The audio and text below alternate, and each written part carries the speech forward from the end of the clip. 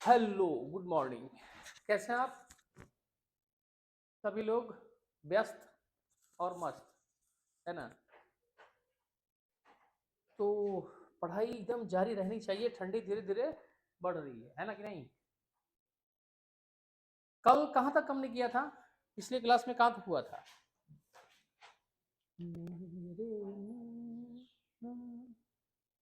पिछले क्लास में कहाँ तक किया था हमने? लास्ट बताइए, कहाँ पर थे हम लोग? कहाँ पे?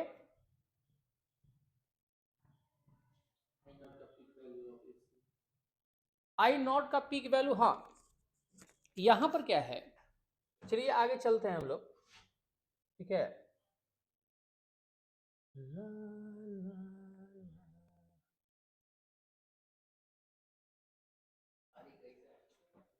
यहां पर जो है, कल हमने देखा था एवरेज और मीन वैल्यू ऑफ एसी। ठीक है। हाँ, एवरेज और मीन वैल्यू ऑफ एसी, उसको सेंड कर देना मुझे, सब सेंड कर दो। ठीक है। यहां पर जो है, अरे भैया रेड कलर किधर गया? हट तो जाओ यार। हाँ, मीन वैल्यू ऑफ मीन और एवरेज वैल्यू ऑफ एसी हम लोग देखे हुए थे नहीं? मीन और average current in a complete cycle. Complete cycle में तो जीरो था, तो हमने क्या फॉर्मूला इसमें देखा था? आई मीन या एवरेज जो होगा, ठीक है, एवरेज ही लिखना ज्यादा अच्छा रहेगा। आई मीन, फिर मीन लिख दिए, कोई बात नहीं है। 0.637 इंटू पीक वैल्यू था।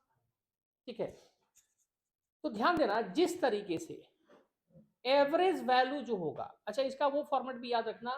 ये बेसिकली मैंने कहा था कि ये जो यहाँ पर है 2/πi0 के भी बराबर होता है। क्योंकि मान लीजिए कि यदि एमसीक्यू देता है, क्या देता है?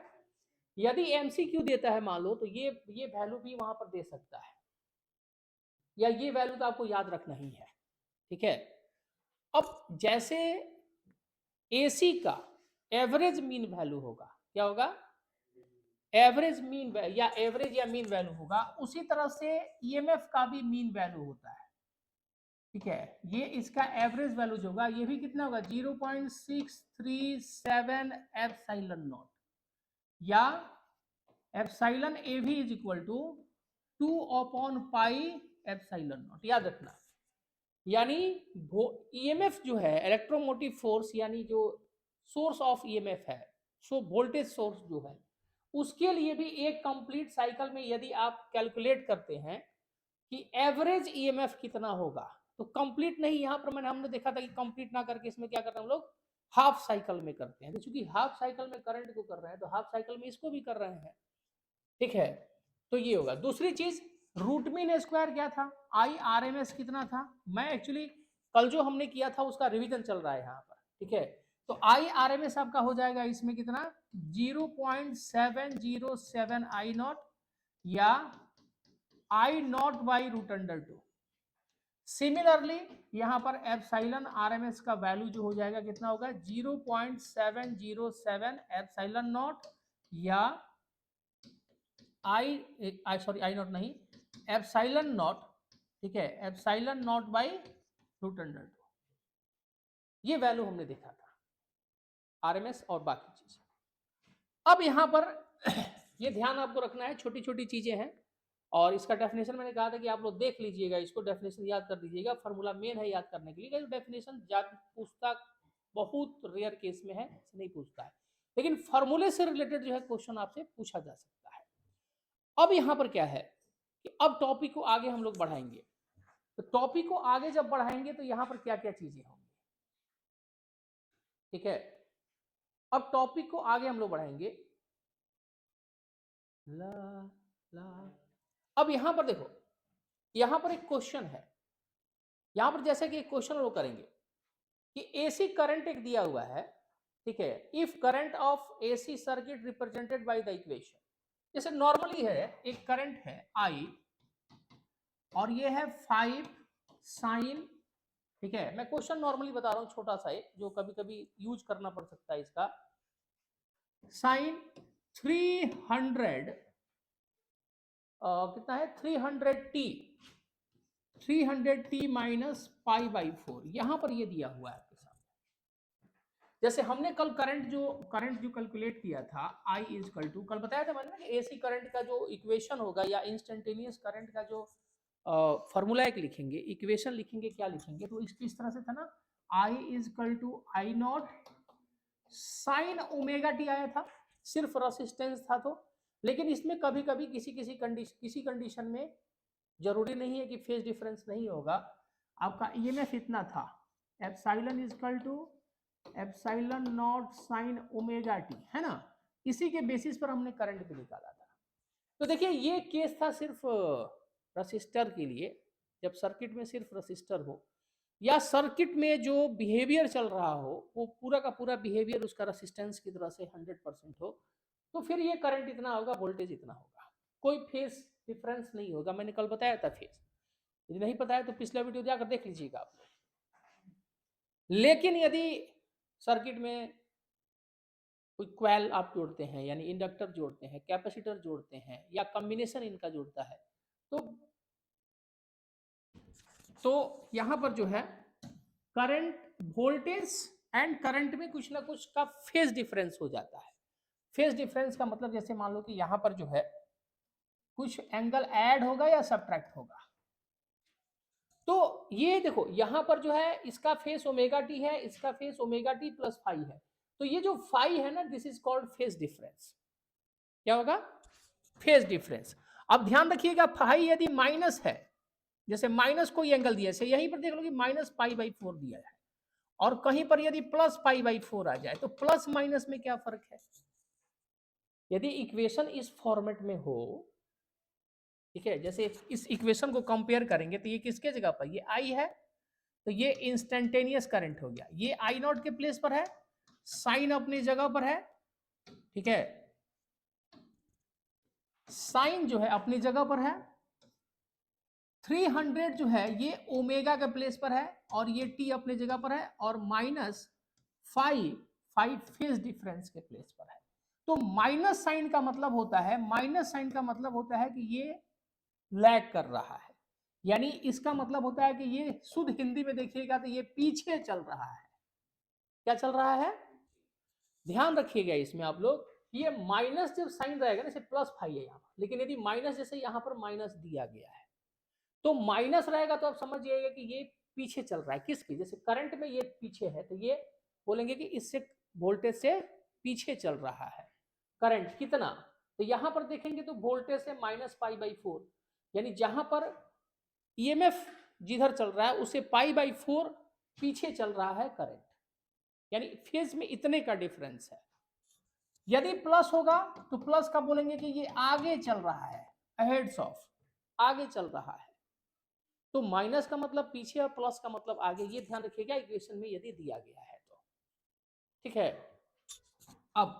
अब इसमें कोई चीज, कुछ चीजें पूछेगा, आप देखिए यहां पर देखिएगा तो आई नॉट आपका कितना हो जाएगा, पीक वैल्यू हो जाएगा 5 एम्पियर, ओमेगा ओमेगा टी के जगह पर देखोगे तो ये 300 टी है, तो ओमेगा हो जाएगा तुम्हारा 300, और यदि फाई देखोगे तो फाई जो है यहाँ पर माइनस पाई बाई 4 है, यदि इसको प्लस फाई करके आप लिखे तो माइनस पाई बाई 4 है, तो माइनस पाई बाई 4 का मतलब तो हमने देखा ही लिया, माइनस पाई बाई 4 का मतलब मैंने कहा कि करंट पीछे चल रहा है, यानी जो भी जिस वोल्टेज से भी ये करंट पैदा हुआ है, तो वो ये करंट उस वोल्टेज से पाई बाई 4 पीछे चल रहा है। खैर इक्वेशन जब इस तरह से देगा, अच्छा ये इक्वेशन यहाँ पर ओमेगा दिया है, तो आप यहाँ पे ये भी लिख सकते हैं 2 पाई एफ बराबर 300, इससे आप एफ भी निकाल सकते हैं, ठीक है, एफ कौन सा फ्रीक्वेंसी है, ये बताए थे हम कि एंगुलर फ्रीक्वेंसी है, ये ओमेगा एंगुलर फ्रीक्वेंसी है, नॉर्मल फ्रीक्वेंसी, तो एफ आपको कैलकुलेट करना है, तो आप कितना करेंगे 300 बाई 2 पाई कर दीजिए, अब इसको सॉल्व कर लीजिएगा तो इतना हर्ट्ज जो भी आएगा आपका फ्रीक्वेंसी आएगा। यानी जब इक्वेशन दे रखा है तो हम लोग ये सारा चीज निकाल सकते हैं, कर सकते हैं ना। अब इसमें क्या पूछ रहा था क्वेश्चन में पूछ रहा था कि पीक वैल्यू बताओ और आरएमएस वैल्यू बताओ करंट का। मतलब ये इक्वेशन दिया हुआ है और इस इक्वेशन में बोल रहा है कि पीक वैल्यू बताओ, तो देखो पीक वैल्यू तो 5 एम्पियर होगा, ठीक। अब एक बार पीक वैल्यू आपको मिल गया तो आरएमएस वैल्यू नहीं निकाल सकते हैं, हैं? पीक वैल्यू जब मिल गया तो आई आरएमएस कितना होता है, आई आरएमएस होता है 0.707 into I not peak value. तो 0.707 इंटू 5 एम्पियर कर दो, तो जितना ही आएगा उतना आंसर हो जाएगा। मतलब एक बार आपको पीक वैल्यू मिल गया तो चाहे आपसे आरएमएस वैल्यू पूछे करंट का या आपसे क्या पूछे एवरेज वैल्यू पूछे, एवरेज भी पूछता तो इसमें किससे मल्टीप्लाई करते थे, 0.637 से मल्टीप्लाई कर देते, 0.637 से गुना कर दो तो एवरेज यानी औसत आ जाएगा, इसका माध्य आ जाएगा, इसका मतलब मीन वैल्यू आ जाएगा इसका, ठीक है। तो ये हो गया पीक वैल्यू, ये हो गया आरएमएस वैल्यू। मीन वैल्यू पूछेगा, पूछ रहा है तो भी निकाल दो, कोई दिक्कत नहीं है। यानी ये आई ए वी जो होगा 0.637 इंटू आई नॉट, यानी 0.637 इंटू 5 एम्पियर कर दो, जो भी आंसर आएगा एम्पियर में, यहां पर आंसर हो जाएगा। आगे क्वेश्चन में क्या बोल रहा है, आगे बोल रहा है कि फ्रीक्वेंसी ऑफ एसी बताइए। तो देखिए यदि क्वेश्चन में बोलता है कि फ्रीक्वेंसी ऑफ एसी बताइए, क्या चीज बोल रहा है, फ्रीक्वेंसी ऑफ एसी। तो देखिए ये एंगुलर फ्रीक्वेंसी है, ये फ्रीक्वेंसी है, तो यानी फ्रीक्वेंसी ऑफ एसी का मतलब आपको एफ बतलाना है, समझ रहे हैं बात को, एफ। तो यहां से कैलकुलेट करके आप लिख दीजिए, पाई का वैल्यू 3.14 लिखिए, फिर अपना सॉल्व कर लीजिए इसको, ठीक है, ये क्लियर है। फ्रीक्वेंसी के बाद आपसे पूछ रहा है, क्या पूछ रहा है कि इसमें एवरेज करंट बताइए, तो एवरेज तो निकाल ही लिया यहाँ पे।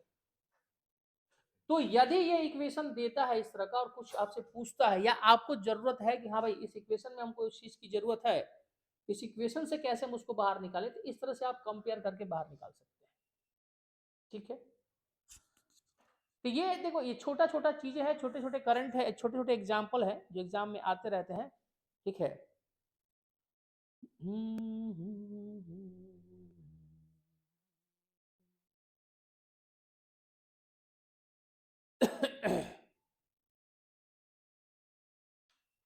अब यहां से हम लोग शुरू करेंगे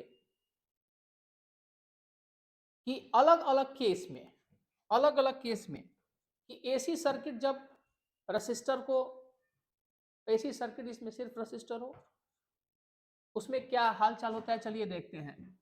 यानी यहां पर सबसे पहले कुछ चीजों को देखेंगे हम लोग, फेजर डायग्राम, और क्या रिलेशन है करंट और वोल्टेज में, इसका ग्राफ हम लोग प्लॉट करके देखेंगे। इसमें हो जाएगा AC circuit, AC circuit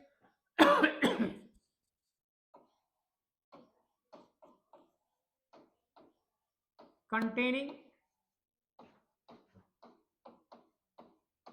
resistor only, only pay ध्यान दीजिएगा, ओनली मतलब ओनली सिर्फ रसिस्टर है ये, यानी एसी सर्किट इसमें सिर्फ रसिस्टर हो, क्या हो, एसी सर्किट इसमें सिर्फ रसिस्टर हो, तो यहाँ पे आइए, यहाँ पे जोड़ देते हैं, यहाँ पर रसिस्टर लो जी, ठीक है। अरे शिफ्ट शिफ्ट शिफ्ट, ये बैटरी थोड़ी जोड़ेंगे, यहाँ पे एसी है ना, एसी है तो ये सिंबल इस्तेमाल करेंगे, मैंने बताया था। तो ये है एक एसी सर्किट जिसमें सिर्फ रसिस्टर है, जिसकी रेजिस्टेंस कितनी है, आर है। यहां पर जो वोल्टेज सप्लाई दोगे तो इंस्टेंटेनियस वोल्टेज मिलेगा ना यहाँ पर, ये जो भी जिससे भी जुड़ा हुआ है ये इंस्टेंटेनियस वोल्टेज सप्लाई से जुड़ा हुआ है, यानी एसी वोल्टेज सप्लाई से जुड़ा हुआ है। तो एसी वोल्टेज सप्लाई तो इंस्टेंटेनियस होगा, समय के साथ घटेगा बढ़ेगा, तो ये हो जाएगा epsilon naught sine omega T. और इसमें से मान लीजिए कि करंट का फ्लो हो रहा है आई, ठीक है, करंट का फ्लो हो रहा है आई। तो यहां पर वोल्टेज सप्लाई हमने दिया सर्किट में, यहां पर टोटल रेजिस्टेंस आर है, तो यहाँ पर जो करंट होगा, इलेक्ट्रिक करंट, ठीक है, इलेक्ट्रिक इलेक्ट्रिक करंट आई कितना हो जाएगा? इलेक्ट्रिक करंट आई जब निकालेंगे तो आई कितना होता है? आई जो होगा वो एप्सिलॉन बाई आर होगा ओम्स लॉ के हिसाब से। अरे V is equal to I into R होता है ना, तो कहीं पर आई हम लोग को चाहिए तो V यानी वोल्टेज में पोटेंशियल डिफरेंस या पोटेंशियल डिफरेंस से R में डिवाइड कर देते हैं। तो यहाँ पर V इस्तेमाल, तो यहाँ पर हम क्या नहीं, EMF इस्तेमाल हुआ है, तो यहाँ पर I हो जाएगा हमारा epsilon naught sine omega T, और यहाँ पे आ जाएगा R। तो I इज इक्वल टू, देखिए एप्सिलॉन नॉट बाई आर से एक नया क्वांटिटी आपको मिलेगा आई नॉट। वोल्टेज जब पीक वोल्टेज होगा ना, वोल्टेज जब मैक्सिमम होगा, जब वोल्टेज पीक वोल्टेज होगा तो पीक करंट आएगा। और उसके अलावा यदि वोल्टेज वेरिएशन, वोल्टेज वैरी कर रहा है तो उसके हिसाब से करंट भी वैरी करेगा। ठीक है, आइए देखते हैं यहाँ पे। तो ये पीक वोल्टेज बाई रेसिस्टेंस जो होगा पीक करंट आएगा। कल मैंने बताया था कि पीक करंट क्या, अभी थोड़ी देर पहले भी हमने देखा। तो ये हो जाएगा पीक करंट, ये हो जाएगा यहाँ पर साइन ओमेगा टी। तो यहाँ पर ये करंट का इक्वेशन हो गया, यानी हमारे पास यहाँ पर एप्सिलॉन जो है ये, इसका इक्वेशन हो गया epsilon naught sine omega T, और करंट का इक्वेशन हो गया I naught sine omega T. तो आप ध्यान से देखेंगे इसमें, ठीक है, तो ओमेगा टी दोनों का फेज सेम है, यानी दोनों में फेज सेम है, यानी कोई फेज में डिफरेंस नहीं है। अब इसका क्या मतलब है हम लोग देखेंगे कि दोनों में फेज सेम है, यहां पर ये दोनों में फेज सेम है, इसका क्या मतलब है? ठीक है, तो यहां पर हम लोग करेंगे क्या, सबसे पहले हम लोग इसका ग्राफ प्लॉट करेंगे, दिखाने की कोशिश करेंगे कि एप्सिलॉन और आई यदि एक ही ग्राफ में दोनों को दिखाया जाए तो इनका ग्राफ किस तरीके का आ रहा है, क्या आ रहा है, उसका क्या मायने निकालेंगे हम लोग, क्या मतलब निकालेंगे। ठीक है, ये चीज हम लोग देखेंगे इसमें। तो इसके लिए हमें क्या करना पड़ेगा, एप्सिलॉन का वैल्यू निकालना पड़ेगा। ठीक है, देखो sine epsilon naught equal to, इसको हम लोग अदर पेज पे करते हैं, ज्यादा अच्छा रहेगा। यहाँ पर एप्सिलॉन का वैल्यू जो होगा एप्सिलॉन नॉट साइन ओमेगा को कितना लिख सकते हैं, 2 pi by T into T, और आई का हो जाएगा I naught sine 2 pi by T into T. आपको याद होगा, आपको याद होगा, यहाँ पर आप ध्यान दे सकते हैं, यहाँ पर ओमेगा टी का वैल्यू कितना होता है, यहाँ पर ओमेगा टी जो है कितना होता है, ओमेगा होता है 2 पाई बाई टी और इंटू टी। तो मैंने किया क्या है कि इसी को थोड़ा सा चेंज कर दिया है, क्योंकि हम लोग को वैल्यू चाहिए थोड़ा सा। ठीक है, तो यहां पर जो है अब एक कंप्लीट साइकिल में हम लोग वैल्यू कैलकुलेट करेंगे, T equal to 0, T equal to T by 4, T equal to T by 2, T equal to 3 T by 4 and T equal to capital T. ये हम लोग जो है यहाँ पर इसका वैल्यू करेंगे। तो देखिए t इक्वल टू 0 रखोगे, t की जगह पे 0, तो ये पूरा कैंसिल होकर 0 हो जाएगा, साइन 0 0 होता है, ओवरऑल वैल्यू एप्सिलॉन का 0 हो जाएगा। यहां पर भी आप रखिएगा वैल्यू तो ये 0 आएगा। t बाई 4 यहाँ पे रखेंगे, t बाई 4 जैसे कल भी बताए हुए थे, पिछले वीडियो में भी है ये। यदि इस t के जगह पर t बाई 4 रखा जाए, देखिए कोई भी चीज आपको कंसेप्ट ज्यादा समझना है तो आप जहां से वीडियो ज्वाइन कीजिएगा वहीं से कंसेप्ट नहीं बन जाएगा। कंसेप्ट बनाने के लिए आपको शुरू से वीडियो देखना पड़ेगा। जैसे एसी का सेकंड, मेरे ख्याल से सेकंड वीडियो है ये। ठीक है, तो ये सेकंड वीडियो है, तो इसमें हम लोग को क्या करना है कि इसका पहला वाला वीडियो देखना है, तब जाके वहां से जर्नी जब शुरू होगी, यात्रा जब शुरू होगी, तब आपको समझ में आएगा कि हाँ कि कंसेप्ट क्या है, आगे क्या हो रहा है। जब पीछे आप देखिएगा तब पता चलेगा। दो आदमी के बीच में झगड़ा हो रहा है तो सिर्फ झगड़े पर फोकस कीजिएगा तो पता नहीं पड़ेगा, उसका कारण पता करना पड़ता है कि क्यों झगड़ा कर रहे हैं। इसीलिए हम लोग को क्या करना है कि पहले देखना है पहला वीडियो कंसेप्ट क्या है, शुरुआत कहाँ से है, फिर यहाँ पर आप आइएगा, पूरी बात आपको समझ में आएगी। आप यदि सोचिए कि यहीं से हमको समझ में आ जाए हाँ, यदि आप पहले से पढ़े हुए हैं आपको बिल्कुल समझ में आएगा, ठीक है। नहीं, यदि जिनके पास कंसेप्ट है वो पहला वीडियो जरूर देख लें, फायदा करेगा। तो यहाँ देखो टी से टी कट जाएगा, 2 से 2 कटेगा, पाई बाई 2 बचा ना यहाँ पे, तो ये वैल्यू आ गया पाई बाई 2। तो साइन पाई बाई 2 मतलब 90 डिग्री, 90 का मतलब हो गया सर 1, 90 का मतलब 1 तो ये इसका पीक वैल्यू आएगा, ये आएगा एप्सिलॉन। यहाँ पर भी वो वैल्यू आ जाएगा आई नॉट। फिर टी बाई 2 रखेंगे यहाँ पर, यदि हम लोग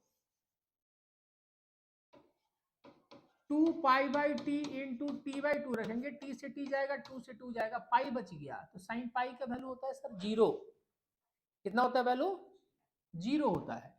यहाँ भी 0 हो गया, साइन 0 0, साइन 0 0, यानी ये फिर इन दोनों का वैल्यू हो गया 0। अब 3t/4 रखेंगे आप तो क्या होगा, यहाँ पर 3t/4 into 2 pi by T, T से टी गया, 2 से 2, 3 पाई बाई 2, यानी 3 पाई बाई 2 के लिए साइन का वैल्यू -1 होता है। कितना होता है? तो यहां पर -1 आप रखेंगे तो ये वैल्यू हो जाएगा माइनस एप्सिलॉन नॉट, और यहां पर वैल्यू हो जाएगा माइनस आई नॉट।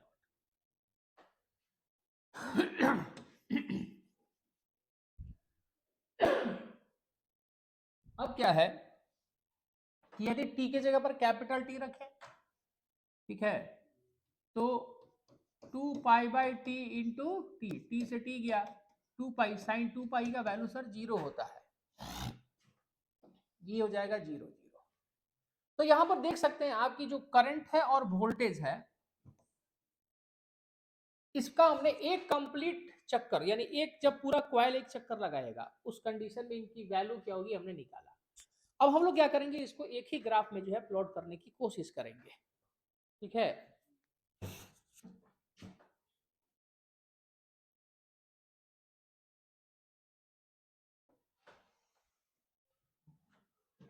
ठीक है, यहां पर देखिए एक चीज ध्यान रखना है, लेते हो ना इधर खोल के,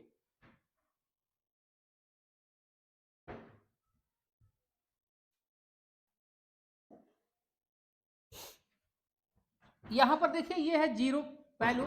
अच्छा एक बात बताओ, क्या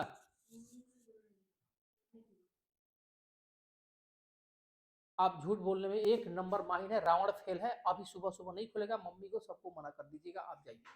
धन्यवाद, वेरी गुड, आने के लिए बहुत बहुत धन्यवाद, चाय देने के लिए।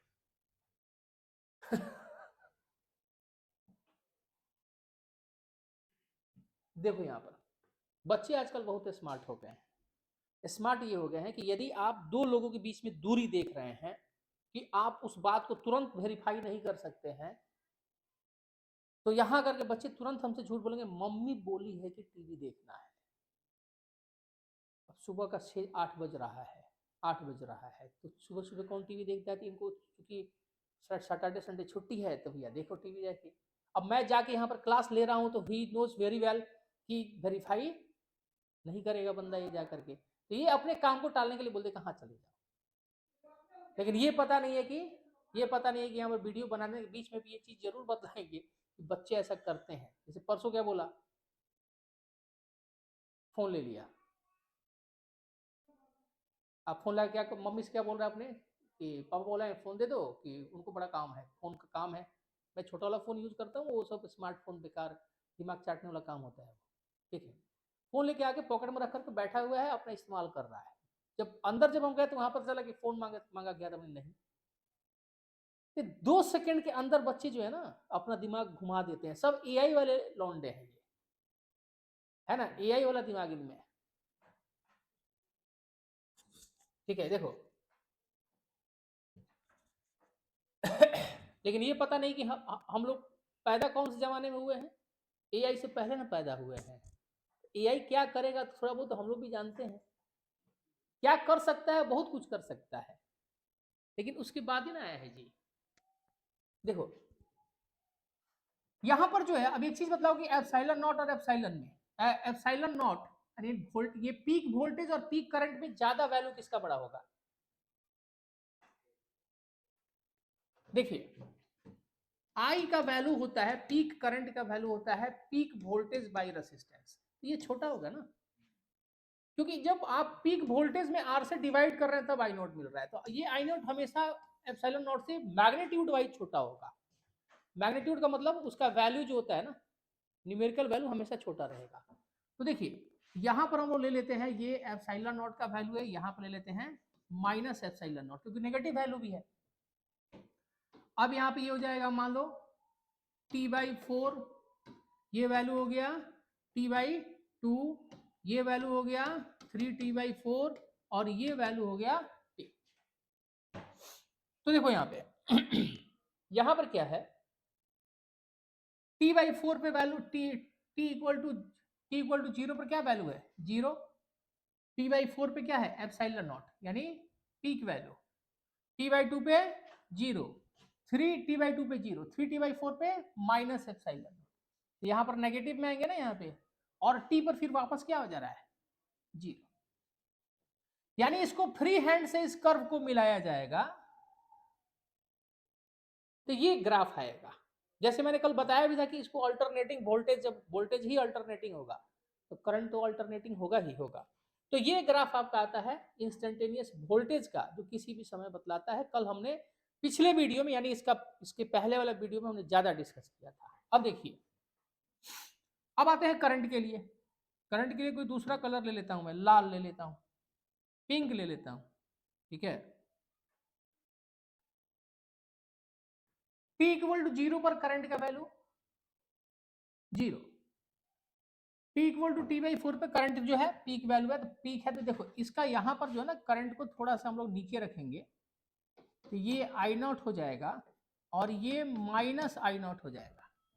तो ये आई नॉट यहाँ पे, फिर 0, फिर 3t/4 पे माइनस आई नॉट, यानी ये यहाँ पर आ जाएगा माइनस आई नॉट, यहाँ पे है 3t/4 पे। t पर इसकी वैल्यू 0 है तो 0 है।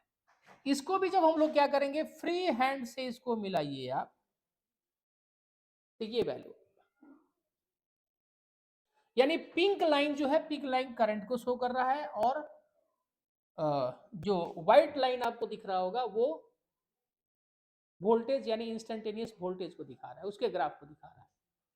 अब ये ग्राफ कोई बहुत बड़ा चीज नहीं है, बच्चे करते क्या, इस ग्राफ को भी रटते हैं। अरे रटना नहीं है, थोड़ा समय निकाल के इसको, जिस तरह से मैंने वैल्यू लिया यहाँ पर, उस वैल्यू को लेकर के आप ड्रॉ करेंगे तो आपको चीजें दिमाग में रहेंगी कि कहाँ पर क्या हो रहा है, कहाँ पर क्या नहीं हो रहा है। हम लोग गलती क्या करते हैं, कुछ भी भी लपेट देना है उसमें। तो यहां पर देखो अब क्या है, यदि इस ग्राफ को एनालाइज हम लोग करें, ग्राफ को एनालाइज करने का मतलब क्या है कि यदि वोल्टेज पीक है, यदि वोल्टेज मैक्सिमम है तो करंट भी यहां पर मैक्सिमम है, वोल्टेज 0 तो करंट भी 0, और वोल्टेज मिनिमम तो करंट भी मिनिमम, और वोल्टेज 0 तो फिर करंट भी 0।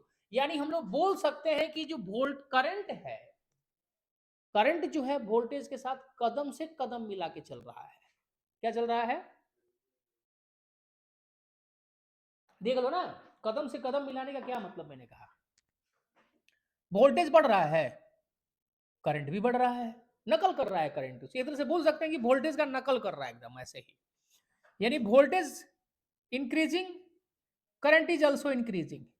when voltage becomes when voltage achieves its peak value, current also, यानी वोल्टेज जब इसके पीक वैल्यू को अचीव कर रहा है तो करंट भी पीक वैल्यू को अचीव कर रहा है। फिर यहां से वोल्टेज फॉल करना शुरू कर रहा है, कम होना शुरू हो रहा है, तो ये भी कम होना शुरू हो रहा है। ये 0 हो गया, वो भी 0 हो गया, फिर ये मिनिमम हुआ तो ये भी मिनिमम हो गया, ये 0 हुआ ये भी, यानी एकदम नकल कर रहा है। जैसे एक छोटा बच्चा जो है, कोई बड़ा कुछ करता है तो उसको इरिटेट करने के लिए उसको नकल करता है, उसी तरीके से ये नकल कर रहा है। तो खैर ये इरिटेट करने के लिए नहीं कर रहा है, ये तो वोल्टेज का आउटपुट है जो हो रहा है। तो यहां पर हम लोग बोल सकते हैं कि एसी सर्किट, एसी सर्किट में जिसमें सिर्फ रसिस्टर हो, क्या हो, जिसमें सिर्फ रसिस्टर हो, उसमें करंट और वोल्टेज साथ साथ चलते हैं। क्या चलते हैं, साथ साथ चलते हैं। कोई ये नहीं है, एकदम दोनों एक साथ चलेंगे, कोई अंतर यहां पर नहीं है। इस चीज का ध्यान रखना है। क्लियर है? अब इसमें एक आता है सर फेजर डायग्राम। अब ये फेजर डायग्राम क्या है, बच्चों के लिए एक नया टॉपिक दिख जाता है। फेजर डायग्राम क्या है कि नहीं है? ये फेजर डायग्राम भाई साहब क्या है? देखिए फेजर डायग्राम कुछ नहीं है। इसमें फेजर डायग्राम में होता क्या है कि हम लोग वेक्टर के थ्रू, जो रोटेटिंग वेक्टर्स होते हैं, मैंने डिलीट कर दिया क्या, जो रोटेटिंग वेक्टर्स होते हैं, ठीक है, जो रोटेटिंग वेक्टर्स होते हैं उनके थ्रू हम लोग क्या करते हैं, वोल्टेज और करंट में उनका वेक्टर के थ्रू उनके बीच रिलेशन हम लोग दिखाते हैं। रोटेटिंग वेक्टर्स होते हैं। रोटेटिंग वेक्टर क्या होता है? अभी बोलो नया नया चीज क्या बता रहा है, रोटेटिंग वेक्टर, हाई वेक्टर, वो वेक्टर, फलाना वेक्टर, ढिमका वेक्टर। रोटेटिंग वेक्टर का मतलब है कि मान लो एक वेक्टर है, तो वेक्टर रोटेट कर सकता है। यहाँ पर एंगल कुछ बना रहा है, यहाँ पर आओगे तो एंगल कुछ और बन जाएगा, यहाँ पर रहेगा तो एंगल कुछ और बन जाएगा। नहीं समझे बात को? यानी रोटेटिंग वेक्टर से जब हम लोग क्या करते हैं चीजों को, या तो ये रोटेटिंग वेक्टर जो है, ये रोटेटिंग वेक्टर जो है या तो एंटी क्लॉकवाइज घूमता है या क्लॉकवाइज घूमता है, जरूरत के हिसाब से हम इसको घुमा फिरा सकते हैं। तो जब रोटेटिंग वेक्टर के हिसाब से, किसके हिसाब से, रोटेटिंग वेक्टर के हिसाब से, जब हम लोग वोल्टेज और करंट को, जब इसका ग्राफ हम लोग मतलब एक साथ रिलेशन जब दिखाते हैं, तो उसको हम लोग बोलते हैं फेजर डायग्राम, जिसमें करंट और वोल्टेज का फेज का भी अंतर दिखलाया जाता है उस ग्राफ में। ठीक है, तो यहां पर आइए देखते हैं कि करंट और वोल्टेज में क्या रिलेशन यहां मिल रहा है। आइए,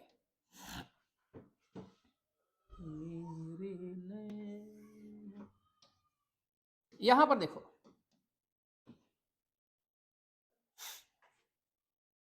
यहां पर यदि यहां पर जो ईएमएफ हमारा आया था वो कितना था, epsilon naught sine omega T, I is equal to I naught sine omega T.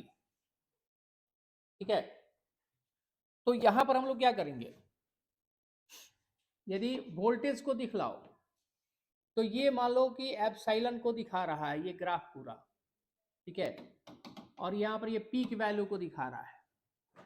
तो देखिए ये ओमेगा टी और ओमेगा टी करंट और वोल्टेज में, यहां पर करंट और वोल्टेज में कोई फेज का डिफरेंस है? करंट और वोल्टेज में कोई फेज का डिफरेंस नहीं है। तो इसका मतलब ये है, अच्छा ये एंगल मान लीजिए कि x के साथ ये एंगल बन रहा है यहां पर ओमेगा टी, यानी ईएमएफ जो है, ठीक है, ये x है, ये x डैश है, ये मान लो y है, y डैश है, ये मैग्नीट्यूड वैल्यू को शो कर रहा है। इसके साथ हम लोग दिखा रहे हैं कि ये फेज एंगल, फेज कितना है, तो ओमेगा टी का एंगल बना रहा है ये मान लो कि x के साथ, ठीक है, कितना, ओमेगा टी। तो ये हो गया हमारा ईएमएफ शो कर रहा है। अब करंट और वोल्टेज में कोई फेज का अंतर है? करंट और वोल्टेज में कोई फेज का अंतर नहीं है। तो करंट जो है, इसके लिए जो वेक्टर दिखाने जाएंगे हम लोग, ठीक है, तो ये भी किस पर होगा, इसी पर होगा। ठीक है, तो यानी करंट, यानी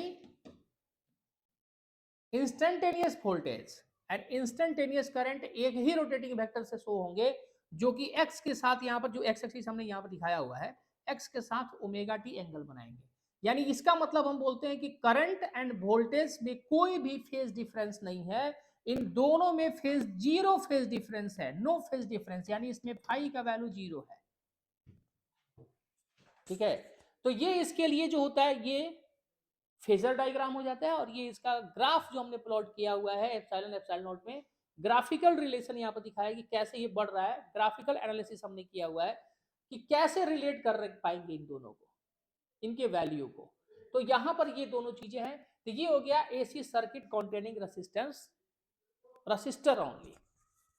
कोई डाउट इसमें किसी भी तरीके का? ठीक है, कोई भी डाउट किसी भी तरीके का, कोई टेंशन?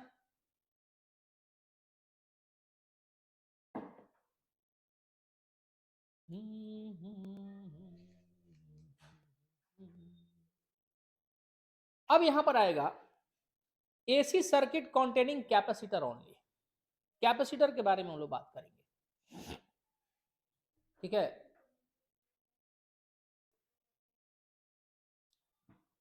कोई भी चीज ड्रॉ करना एक बात ध्यान रखना, AC circuit containing resistor only, AC circuit containing capacitor only, AC circuit containing inductor only. ये तीन को ध्यान देना, हम बात बता रहे हैं, ये तीन जो है इस चैप्टर के आत्मा है। क्या है? आत्मा राम नहीं, आत्मा है। कौन सा? ये टॉपिक एक AC circuit containing resistor only, इसीलिए इस पे हम ज्यादा समय बिता रहे हैं। इसके बाद ये चैप्टर भागेगा रॉकेट के रफ्तार से। मतलब एसी सर्किट कैपेसिटर अभी देखेंगे कि सिर्फ कैपेसिटर हम लोग जोड़ेंगे सर्किट में तो करंट और वोल्टेज में क्या हम लोग कंपैरिजन कर पाएंगे। फिर उसको सिर्फ कॉइल जोड़ेंगे, फिर देखेंगे उसका क्या कंपैरिजन होगा। फिर उसके बाद सीधा जंप मार जाते हैं हम लोग आरएलसी सर्किट पर, और एक बार आरएलसी सर्किट पर पहुंचे उसके बाद चैप्टर खत्म होने में समय नहीं लगता है, ये चैप्टर निपट जाता है। ठीक है, थोड़ा सा मैं अपना निपटा लूं। नहीं, मुझे जाना है स्कूल, जाना है हमको स्कूल, बच्चे का पीटीएम रख दिया है। सब 9 साढ़े 9 के आसपास जाएंगे, तब तक जितना हो जाए। ठीक है, लेकिन नहीं रहता तो खींच खत्म कुछ करने के चक्कर में थे, या तुम लोग रुक सकता है, एक और वीडियो बन जाएगा। हालांकि रहने देना, हो सकता है आते समय लेट हो जाए तो टाइम वेस्ट हो जाएगा। तो यहाँ पर जो है इसको खत्म करो जल्दी।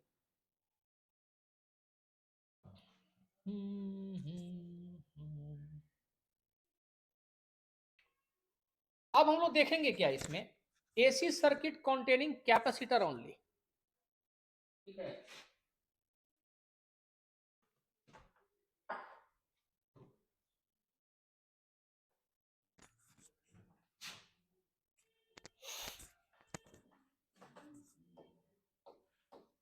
एसी सर्किट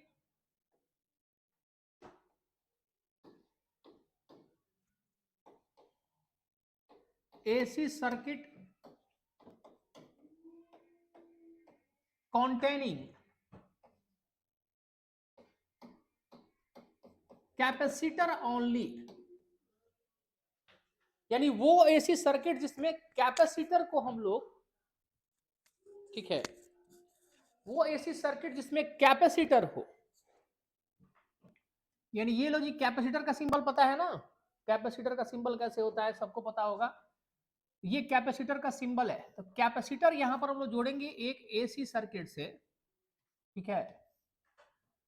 कैपेसिटेंस इसकी हम लोग सी रख रहे हैं और यहाँ पे ईएमएफ जो हम लोग यहाँ पर सोर्स ऑफ ईएमएफ जो है, एसी सोर्स ऑफ ईएमएफ, उससे वोल्टेज जो मिल रहा है इंस्टेंटेनियस वो मिल रहा है epsilon naught sine omega T. यहां से मान लीजिए कि इसमें करंट जा रहा है आई, तो बाद में देखेंगे कि आई का क्या करना है। अच्छा, इसमें जो है एसी सर्किट रसिस्टर ओनली में हमने क्या किया बता सकते हो तुम लोग? एसी सर्किट, एसी सर्किट जिसमें कि एसी सर्किट जिसमें रसिस्टर है सिर्फ, हमने क्या किया उसमें? हुँ? थोड़ा एक सेकंड आप लोग होल्ड कीजिएगा, हम आ गए।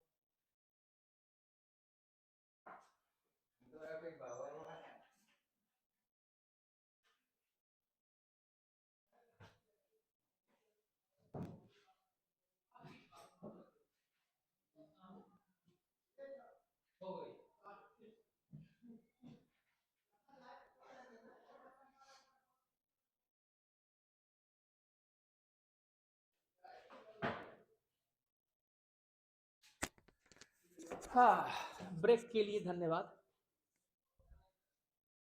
अब बीच में रोकते तो मामला खराब हो जाता। देखो यहाँ पे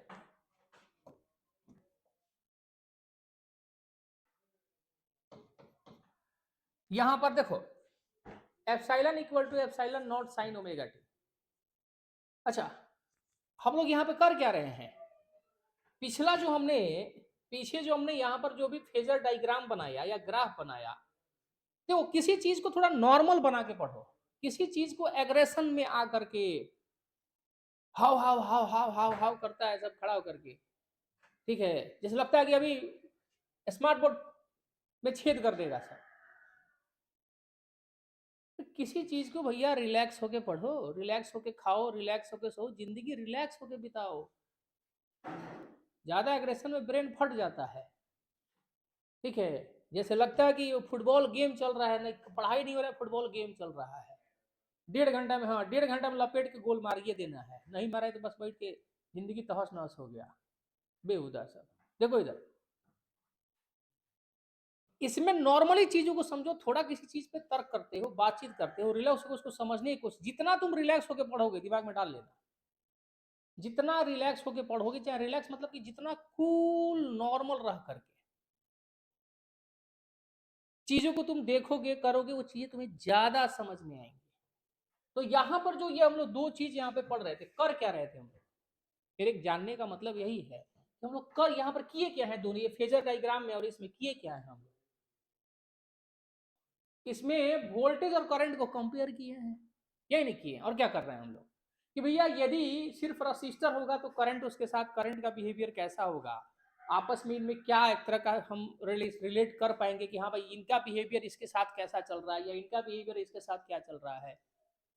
तो यही ना कंपेयर हम लोग कर रहे हैं। तो सेम चीज हम लोग जो है, सेम चीज यानी आगे भी करना पड़ेगा। यानी देखो यहां पर वोल्टेज तो हमारे पास है, लेकिन करंट, यहां करंट तो निकालना पड़ेगा। तो यहां पर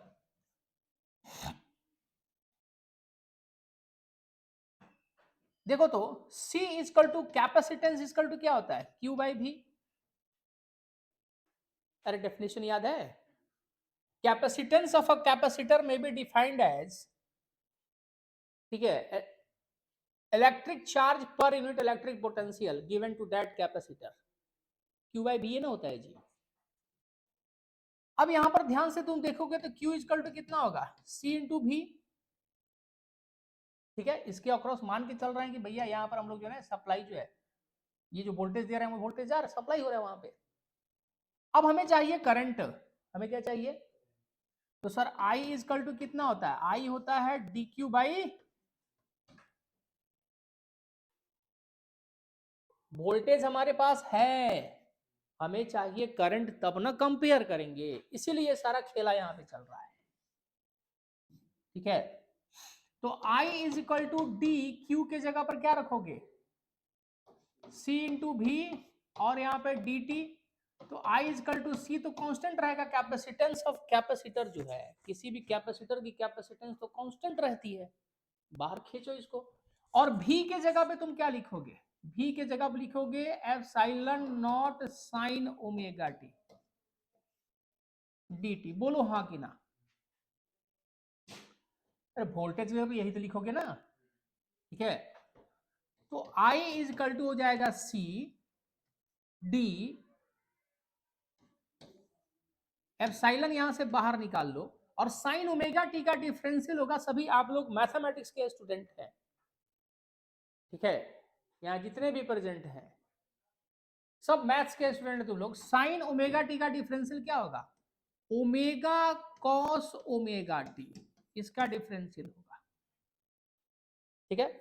यहाँ चेन रूल लगाओगे तो साइन ओमेगा टी का हो जाएगा कॉस ओमेगा टी, और ओमेगा बाहर जाके मल्टीप्लाई हो जाएगा चेन रूल के हिसाब से। तो आई इजकल टू हो जाएगा यहां पर omega C epsilon naught cos omega T. यहां पर देखो, यहां पर थोड़ा सा हम लोग क्या करेंगे ना, यहां पर थोड़ा सा कॉस को हम लोग साइन बदलेंगे। क्यों साइन बदलेंगे, कॉस को साइन बदलेंगे तब तो यहाँ पर जो है वोल्टेज साइन ओमेगा टी है जी, साइन के रूप में वोल्टेज है, तब ना साइन और साइन होगा तो कंपेयर करना बनेगा। यदि एक साइन में कॉस में, तो कैसे कंपेयर करोगे? मुश्किल होगा कंपेयर करना, ज्यादा मुश्किल नहीं, लेकिन मुश्किल होगा, लेकिन फिर फेज में अंतर तुमको पता नहीं चलेगा, ये साइन रहेगा ये साइन रहेगा, तब ना फेज में भी डिफरेंस हम लोग बतला पाएंगे। तो दो इसको, ये कॉस को साइन में बदलना पड़ेगा, ठीक है, बिना यहां पर कोई चीज अल्टर किए। ध्यान दीजिए यहां पर थोड़ा सा, I is equal to epsilon naught by 1/ओमेगा c, इसको लिख सकते हैं कि नहीं? पहले यहां पे बतलाओ, ये जो लिखे हुए हैं इसके इक्वल आएगा कि नहीं आएगा? ये फिर ऊपर जाकर के मल्टीप्लाई होके उतना ही आ जाएगा ना। अब तुम बोलोगे इसको कर क्यों रहे हो तुम? भैया पीक करंट तो चाहिए मुझे, पीक करंट तो चाहिए, यहाँ पर पीक करंट तो कितना होगा वो तो चाहिए हमको।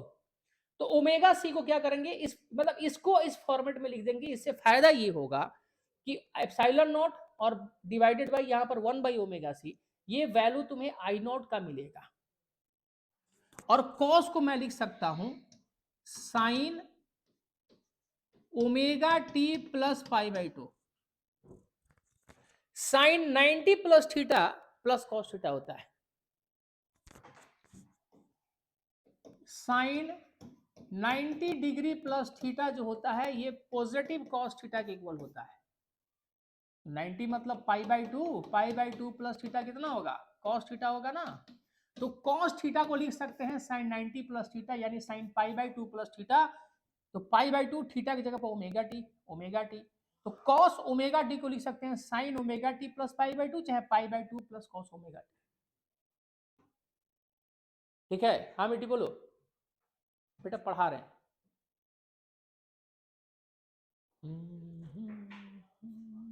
हाँ वहीं से बोलो, बोलो बोलो वहीं से।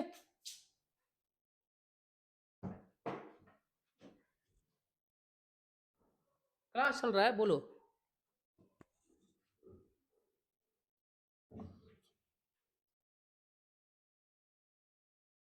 डांस नहीं है स्कूल में, चलो हमारे यहाँ बात करेंगे। देखो अभी आ रहे हैं, तुम बात कर रहे हैं, चलो देखो। तो ये बात समझ में क्यों चेंज किए, ये कैसे चेंज हुआ पता चला यहाँ पे? अब यहाँ पे ध्यान दो, यहां पर एक मजेदार चीज आने वाला है, और वो मजेदार चीज क्या है? I is equal to epsilon naught, ये 1/ओमेगा c को मैं लिखूंगा XC। क्या लिखेंगे? XC। बड़े कमाल का चीज है ये, ऐसे क्वेश्चन भी बहुत बढ़िया से पूछा जाता है। और ये होगा तुम्हारा साइन ओमेगा टी प्लस π/2। अब तुम बोलोगे यहां पर XC क्या है? देखिए XC को बोलते हैं कैपेसिटिव इंडक्टेंस, कैपेसिटिव रिएक्टेंस। क्या बोलेंगे इसको?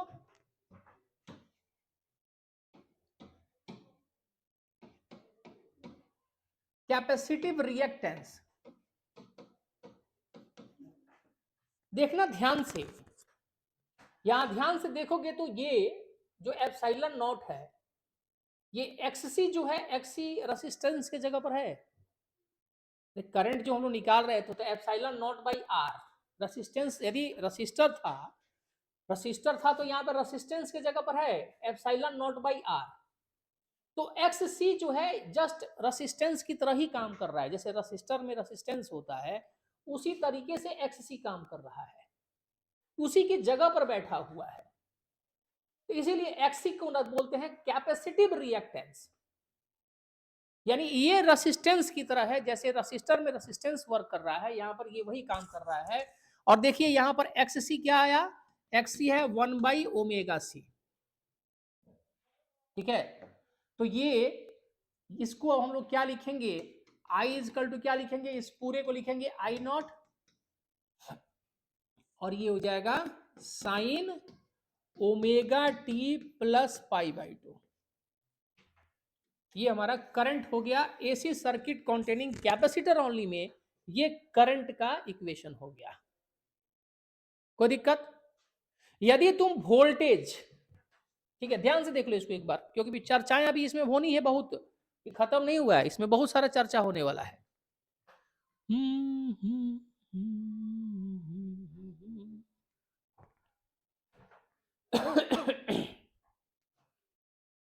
इसमें किसी को कोई डाउट है देख लो, कुछ नहीं किया, फिर से मैं रिपीट कर दे रहा हूं यहां पर sir. C equal to Q V, देखो हमारे पास वोल्टेज है ना, तो करंट तो चाहिए तब ना कंपेयर करेंगे। तो सारा जो चीज हमने यहां पर कर रखा है वो करंट को पाने के लिए किया हुआ है, करंट को निकालने के लिए किया गया है।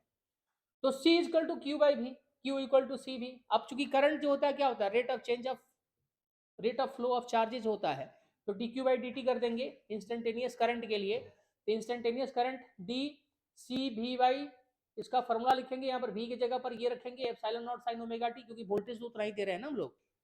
फिर इसको डिफरेंशिएट करेंगे तो यहाँ पे पहुंचेंगे। ये 1 बाई ओमेगा सी जो आया, इसको हम लोग एक्स सी बोलते हैं, जिसको कैपेसिटिव रिएक्टेंस बोलेंगे।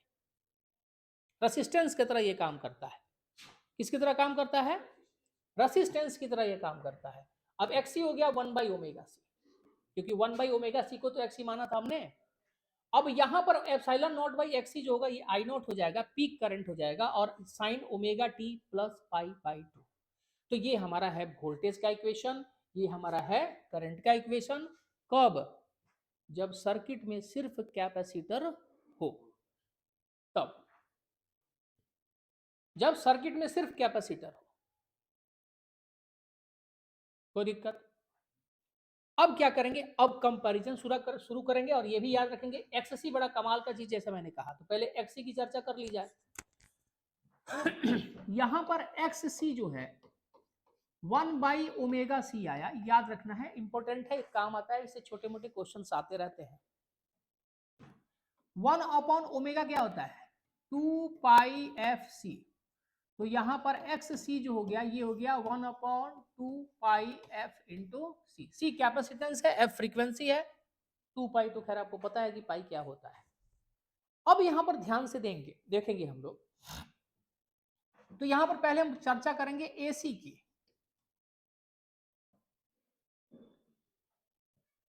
एसी की देखना, एसी जो इंडिया में हम लोग जो एसी मतलब हमारे यहाँ जो एसी वोल्टेज सप्लाई होता है, ठीक है, इंडिया में, उसकी फ्रीक्वेंसी जो होती है, वो फ्रीक्वेंसी जो होती है 50 हर्ट्ज के आसपास होती है।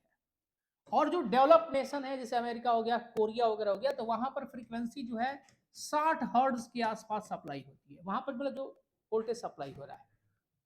इसका मतलब ये हुआ कि उसका जो रिवोल्यूशन है, 1 सेकंड में 50 चक्कर लगाता है वो, और वहां पर 1 सेकंड में 60 चक्कर लगाता है। मतलब ये हुआ।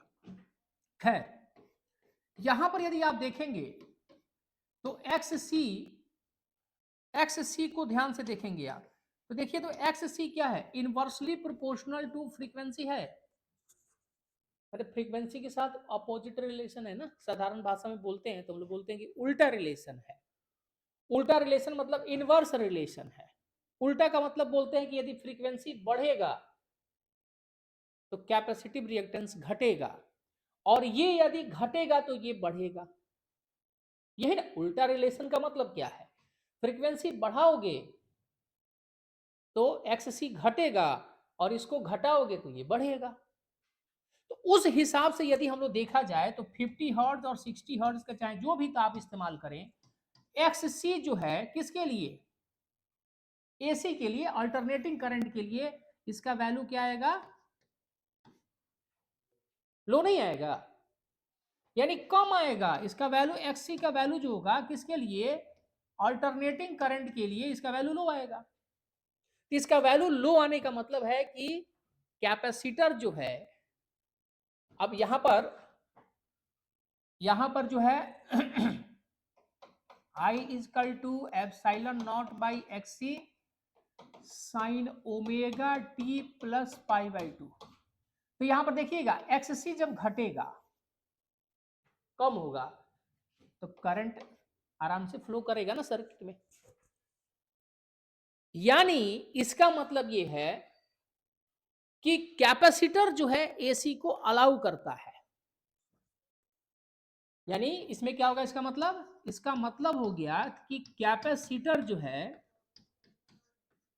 अलाउज एसी थ्रू इट, अपने से होकर के एसी को अलाउ करेगा, यानी एसी आराम से पास होगा कैपेसिटर से। क्योंकि एसी जब पास होता है तो फ्रीक्वेंसी ज्यादा होने के कारण रिएक्टेंस कम हो जाता है, कैपेसिटिव रिएक्टेंस, और कैपेसिटिव रिएक्टेंस जब कम हो जाता है तो करंट आसानी से फ्लो करेगा। क्लियर है? Now what about DC? यदि हम लोग डीसी की बात करें तो डीसी में देखना, डीसी का तो फ्रीक्वेंसी होता ही नहीं है।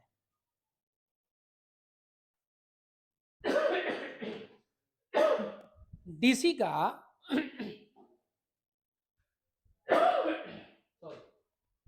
डीसी का तो फ्रीक्वेंसी होता ही नहीं है, और डीसी का फ्रीक्वेंसी नहीं होता है इसका मतलब जीरो, क्योंकि डीसी एक ही डायरेक्शन में बढ़ता रहता है ना घटता है ना बढ़ता है, तो फ्रीक्वेंसी इसका होता है जीरो। फ्रीक्वेंसी जब जीरो होगा तो XC inversely proportional to F, या यहां पर एफ का वैल्यू जीरो रख दोगे तो एक्ससी पता है कितना हो जाएगा? इन्फिनिटी हो जाएगा। अरे बाप रे, क्या हो जाएगा? इन्फिनिटी मतलब too much large. Too much large का मतलब है कि करंट का फ्लो करना ही मुश्किल हो जाएगा। नहीं भाई, तुम जैमर लगा दिए, जाम कर दिए, रास्ता ही जाम हो गया, तो कहां से जाओगे? तो ये एक्से उसमें बहुत लार्ज हो जाता है। बहुत लार्ज होने का मतलब ये होता है कि वो जो कैपेसिटर है डीसी करंट को क्या करेगा? अलाउ नहीं करेगा। यानी कैपेसिटर, ठीक है, डज नॉट, एक कैपेसिटर की बात हो, does not allow DC through it,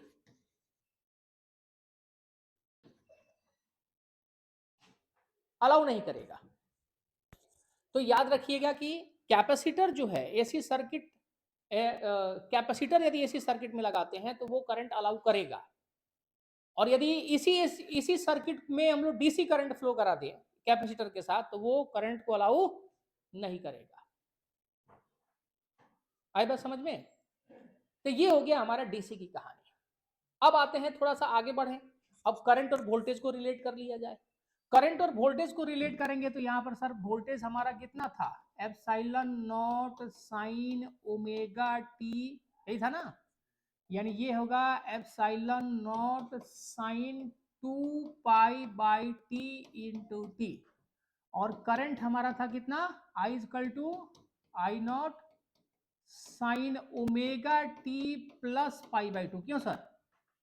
यानी ये हो जाएगा I naught sine omega T, तो ओमेगा टी के जगह पे क्या लिखोगे? ओमेगा टी के जगह पर रखो 2 पाई/टी into t plus pi. Clearly visible है?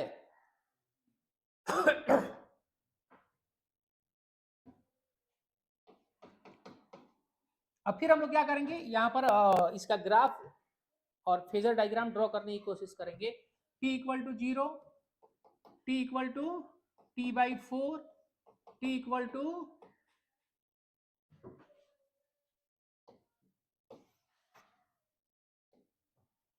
t/2,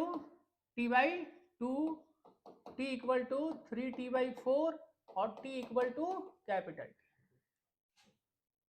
देखो ऊपर वाले का वैल्यू तो हम लोग को पता है, दो दो तीन तीन बार निकाल चुके हैं, तो ऊपर वाला का वैल्यू आएगा इसका 0 एप्सिलॉन नॉट, फिर 0 माइनस एप्सिलॉन नॉट, और फिर 0। इसका तो याद ही हो गया होगा हम लोगों को, ठीक है। अब क्या है कि मेन है इसका निकालना, यहां पर थोड़ा सा जो है इक्वेशन दिखता है, तो यहां पर है देखिए 2 पाई/टी इंटू टी प्लस पाई/टी, पाई/2, और यहां पर है आपका साइन। तो थोड़ा सा आप कॉपी कलम लेके बैठिएगा, मैं दिमाग से ही कैलकुलेट करूंगा, आप लोग कॉपी कलम लेके करके देख लीजिएगा। यहां पर टी का वैल्यू एक बार रखो 0, तो यहां पे 0 रखोगे तो ये वाला टर्म तो 0 हो गया, क्या बचा? पाई/2 बचा। तो साइन पाई/2 का वैल्यू होता है 1, तो ये पूरे का वैल्यू हो गया 1, तो आई नॉट हो गया, यानी इसका वैल्यू हो गया यहां पर।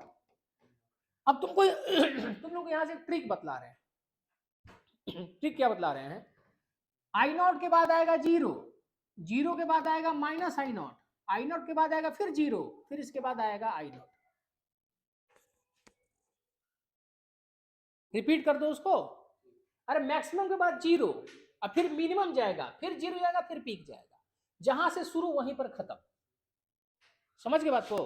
जैसे देखो ये जहां से शुरू है वहीं पर खत्म है, तो ये भी जहां शुरू होगा वहीं खत्म होगा। साइकिल कंप्लीट करके देख लो। और आपको यदि डिटेल में चाहिए तो क्या कीजिएगा, आप यहाँ पर t equal to T by 4 करके रख के देख लो, यहाँ पर फिर सॉल्व कर लेना इसको, जैसे एक सॉल्व किए वैसे बाकी सॉल्व कर लो, तो समय बचेगा ना ऐसे। मेरा तुम लोग अपना करो, तुम्हारे पास अनलिमिटेड समय है, अभी अनलिमिटेड समय नहीं है, कितना बच गया लगभग 2 महीने एग्जाम को बच गया, 20 को एग्जाम है फिजिक्स का। तो लगे रहो, पढ़ते रहो और लगे रहो, ज्यादा फायदा करेगा। बाकी मर्जी तुम्हारी है भैया, अपनी अपनी मर्जी है। यहाँ देखो, तो यहाँ पर अब देखो यहाँ पर, अब क्या करेंगे, इसका पहले ग्राफ प्लॉट करेंगे हम लोग।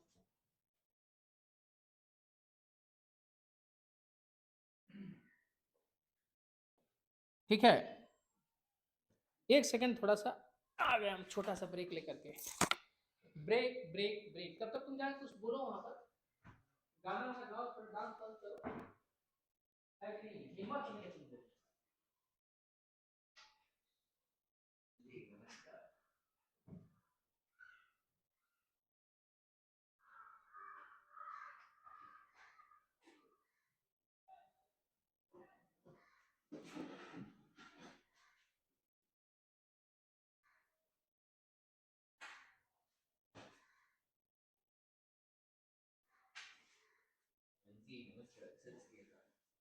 ऐसा करते हैं,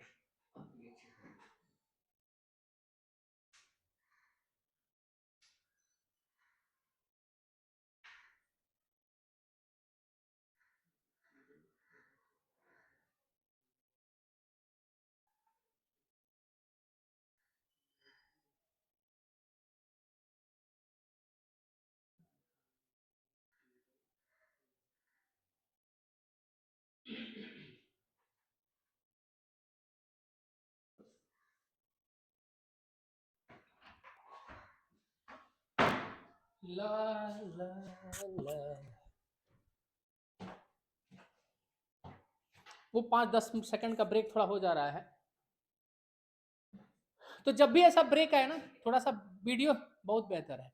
वीडियो जब साइलेंट रहे, वीडियो जब साइलेंट रहे तो थोड़ा समझ जाइएगा कि 2 सेकंड का ब्रेक हुआ है। अब वीडियो में इसमें कट करो, ये करो, टाइम लगता है, इसलिए थोड़ा चलता है, इतना भगा के देख लेना सर।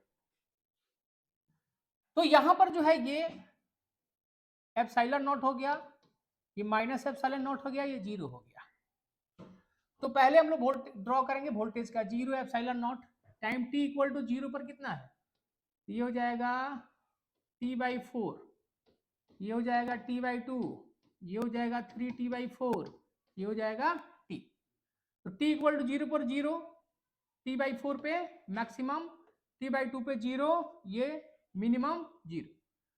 फ्री हैंड से इसको देखो, एप्सिलॉन का ग्राफ तो हमेशा सेम ही रहेगा, वोल्टेज का ग्राफ तो हमेशा सेम रहेगा, तो बदलना है नहीं। जो भी हेरफेर होगा या बदलाव होगा वो जानते हो किसमें होगा, सिर्फ करंट वाले में होगा। अब यहां पर देखो, आते हैं इस पे, t इक्वल टू जीरो पे करंट है आई नॉट, तो यहाँ पर करंट यहाँ पे ले लो, ये करंट हम लोग लेते हैं इसको आई नॉट, और ये माइनस आई नॉट। तो t इक्वल टू जीरो पर करंट यहाँ पे है, ये रहा करंट। ए भाई लाल आ जाओ, इंक छिड़कना पड़ रहा है। फिर t/4 पे करंट है जीरो, t/4 पे करंट है जीरो, t/2 पे करंट है, t/2 पर है करंट है माइनस में, 3t/4 पे करंट है, देख लो यहाँ पे जीरो,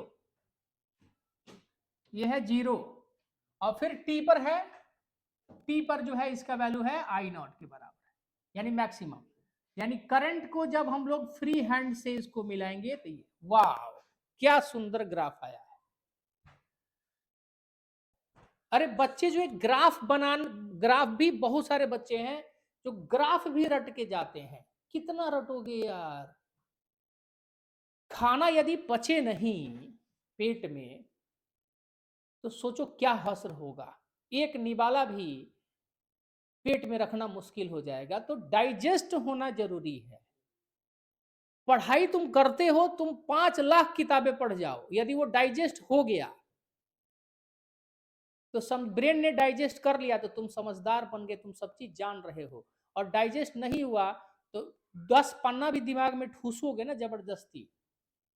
अब खाना ना डाइजेस्ट हो, पेट में डालते जाओगे तो पेट तो फटना फटना है। उसी तरह से ब्रेन में बिना समझे चीजों को डालते जाओगे, सुलझाते हुए डालोगे। जब कोई चीज हम सुलझा के डालते हैं, समझा के डालते हैं, रिलैक्स होकर के दिमाग में डालते हैं, उसको समझा के डालते हैं, तो जा करके उसमें डाइल्यूट हो जाता है ब्रेन में। लेकिन ऐसे ही जब जबरदस्ती रगड़ेंगे ना तो जा करके उसमें जगह जगह पर क्या करेगा, भर देगा तुम्हारे दिमाग को, और दिमाग तुम्हारा फटने लगेगा, कुछ समझ में आए नहीं, चक्कर भी आने लगता है वहां पे। ठीक है। और आजकल तो मार्केट में बड़ा बड़ा पाइप लेके बैठे हुए लोग फूंक देते हैं, दिमाग में घुसा देंगे। कितने तो ऐसे हैं जो तुमको हाथ पकड़ के आईआईटी गेट तक पहुंचा आते हैं, बोलते हैं चलो हम तो आईआईटी गेट तक तुमको पहुंचा ही देंगे, मानेंगे नहीं। वो तो साल 2 साल बाद पता चलता है कि कहाँ हैं हम लोग, जहां थे वहां से और गड्ढा खोद के अंदर आ गए। यही है कि पढ़ाई से मन भाग जाता है। इतना ज्यादा तुमको सपना दिखा देते हैं और अपने यहाँ 4 मतलब रख के बिठा लेंगे, उसके बाद तुम्हारा पढ़ाई से मन ही भाग जाता है। अरे भाई, खाना पीना पढ़ना अपनी इच्छा और अपनी मन और अपनी जो वो एक खुद का एक मन होता है, तो खुद के अंदर वो चीज डेवलप करके पढ़िए ना। पढ़ना शुरू कीजिएगा तो हर चौराहे पर आपको टीचर मिल जाएगा बतलाने वाला। पढ़ने का मन नहीं होगा तो पृथ्वी भी छोड़ दे के चांद पे चले जाओगे ना, वहां कोई टीचर होगा तब भी कुछ नहीं होने वाला है। ये बात दिमाग में डाल लो। पढ़ोगे तो हर चौराहे पर तुमको टीचर दिख जाएगा, हर चौराहे पर तुमको टीचर दिख जाएगा कि तुम्हारी हेल्प कर सकता है, तुमको बतला सकता है। नहीं पढ़ने का मन होगा तो बोला ना, पृथ्वी छोड़ के चांद और मंगल पे चले जाओगे टीचर ढूंढते हुए, तो तुम्हारी पढ़ाई कभी जिंदगी में पूरी होगी नहीं। ये बात दिमाग में डाल लेना। ठीक है। हाँ, नहीं तो मार्केट में टीचर हैं, टेंशन ना लो, सिर्फ एक उनकी बात सुन लो तो आईआईटी गेट तक पहुंचा देंगे। कुछ दिन बाद वो डिग्री भी लिख के दे देंगे तुम लोगों को। हाँ, वो अपने हाथ से डिग्री लिख के तुम्हें दे देंगे कि आईआईटी में तुम हो गए भाई, तुम तो सीधा एकदम बड़ी बड़ी कंपनी का सीईओ बन गए, टेंशन लेने की बात ही नहीं है। सिर्फ 10 लाख रुपया जमा करो। इधर आओ। आओ पढ़ते हैं भाई। तो ये हमारा जो है, ये अब देखो, इसमें हम लोग ग्राफ को जब रीड करेंगे तो यहां ग्राफ को रीड करेंगे, देखो 0 पर वोल्टेज 0 है लेकिन करंट मैक्सिमम पर है। जब वोल्टेज मैक्सिमम हो रहा है तो करंट 0 हो रहा है। जब वोल्टेज 0 हो रहा है तो करंट नेगेटिव मिनिमम हो रहा है, मतलब ये डॉट यहां पे है। ठीक है। और जब ये वोल्टेज, जब देखो फिर अपने मिनिमम यानी नेगेटिव डायरेक्शन में आ रहा है तो ये 0 है, और जब वोल्टेज 0 है तो फिर ये अपने पीक पर है। यानी यहां पर हम लोग बोल कह सकते हैं कि इन दोनों में ध्यान से देखोगे, यहां पर और यहां पर, जैसे ये वाला कंडीशन ओमेगा टी है ना जी, और ये है तुम्हारा ओमेगा टी प्लस फाइव। तो फेज डिफरेंस कितने का दिख रहा है? यहां पर फेज डिफरेंस फाइव जो है तुमको प्लस पाई बाई टू ना दिख रहा है। तो phase difference plus pi by two का मतलब है कि आगे की पीछे, प्लस का मतलब आगे हो गया ना। यानी कौन आगे चल रहा है, करंट आगे चल रहा है कि वोल्टेज आगे चल रहा है? कौन आगे चल रहा है? इसमें ना प्लस पाई बाई टू है, यानी वोल्टेज से करंट पाई बाई टू आगे चल रहा है, अहेड्स। और वोल्टेज करंट से पाई बाई टू पीछे चल रहा है, और करंट उससे पाई बाई टू 90 डिग्री आगे चल रहा है। तो याद रखिएगा, कैसे याद रखिएगा, AC circuit containing capacitor only में करंट हमेशा वोल्टेज से 90 डिग्री यानी पाई बाई टू रेडियन आगे चलता है। ठीक है। और ये उसका जो है ग्राफिकल जो हमने जो रिलेट किया है, जो हमने यहां पर देखा वो चीज। अब इसका फेजर बना लिया जाए। इसका फेजर डायग्राम क्या होगा? ठीक है। फेजर डायग्राम जब बनाएंगे तो क्या आएगा इसका? ठीक है। फेजर में क्या आएगा, सबसे पहले बनाओ वोल्टेज, ठीक है, ये है एप्सिलॉन को दिखा रहा है, और ये तुम्हारा क्या है, ओमेगा टी। तो ये हो गया तुम्हारा ईएमएफ के लिए रोटेशनल वेक्टर। अब ये एंगल ओमेगा टी है। अब देखो करंट कितना आगे है इससे, तो यहां से आगे 90 इधर जाएंगे ना, प्लस देखो प्लस के लिए हम लोग एंटी क्लॉकवाइज घूमते हैं, यानी प्लस के लिए हम लोग घड़ी की सुई की उल्टी दिशा में घूमेंगे, और यदि नेगेटिव होता ना तो यहां से नीचे घूमते हम लोग। कहां घूमते, फिर से ध्यान से सुन लो, यही सब चीज हम लोग सीखते नहीं है तो बाद में फिगर को भी रट्टा मारते हैं हम लोग। यहां से 90 डिग्री तुम आगे जाओगे, यहां से 90 डिग्री आगे तो यहां पर आओगे, यानी पॉजिटिव डायरेक्शन में जाएंगे। प्लस पाई बाई 2 है ना, प्लस पाई बाई 2 है, तो सुन लो ध्यान से, एंटी क्लॉकवाइज जाएंगे। और जब माइनस पाई बाई 2 होता तो क्लॉकवाइज जाएंगे। ये जानबूझ के मैं सब बोल रहा है कि तुम लोग को दिमाग में रहे ये बात। तो यहां से देखो, यहां से 90 डिग्री जाओगे तो यहां पे आओगे, यानी ये हो गया आपका आई, यहां से पाई बाई 2 आगे। तब ये देखो, तब ये पूरा एंगल कितना हो जाएगा करंट के लिए, omega T plus pi by 2, ये पूरा। तो ये हो गया तुम्हारा फेजर किसके लिए, ये हो गया तुम्हारा फेजर किसके लिए, करंट और वोल्टेज, यानी वो सर्किट, यानी एसी, वो एसी सर्किट जिसमें सिर्फ कैपेसिटर है। क्या है, सिर्फ कैपेसिटर है। नोट कीजिए जल्दी लोग।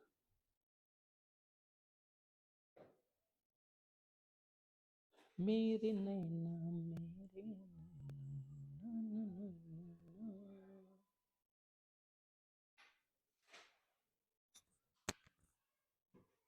हो गया। तो यहां पर इन चीजों का ध्यान रखना है, ठीक है। बाकी वीडियो में देख देख के नोट कर लेना लो, क्या कौन सी बड़ी चीज है ये, ठीक है। अब यहां पर एक चीज जो है थोड़ा सा ध्यान देना है, कि यदि हम लोग एंगुलर फ्रीक्वेंसी और कैपेसिटिव रिएक्टेंस में ग्राफ प्लॉट करें, किसके किसके बीच ग्राफ प्लॉट करें, कैपेसिटिव रिएक्टेंस और एंगुलर फ्रीक्वेंसी में ग्राफ बनाए तो क्या आएगा, तो देखो तो एक्ससी यहां पर कितना आता है, एक्स सी जो होता है 1/ओमेगा सी होता है। तो देखो तो एक्स सी और ओमेगा में क्या रिलेशन है, इनवर्स का रिलेशन है, उल्टा रिलेशन है। तो इसका ग्राफ याद रखिएगा, कभी एग्जाम में आ जाए ड्रॉ करने के लिए तो ग्राफ ऐसे होगा, डाउनवर्ड स्लोपिंग होगा, और वो पैराबोलिक टाइप का होगा, और डाउनवर्ड मतलब कि डाउनवर्ड स्लोपिंग होगा, कर्व होगा ये, ठीक है। इसको ध्यान रखना है, ये ध्यान रखना है कि ये कभी इसको टच नहीं करेगा, ये ओमेगा फ्रीक्वेंसी एक्सिस को कभी कट नहीं करेगा, और इधर से डाउन होगा, नीचे की तरफ कर्व डाल देना, याद कर लो इसको ऐसे दिमाग में।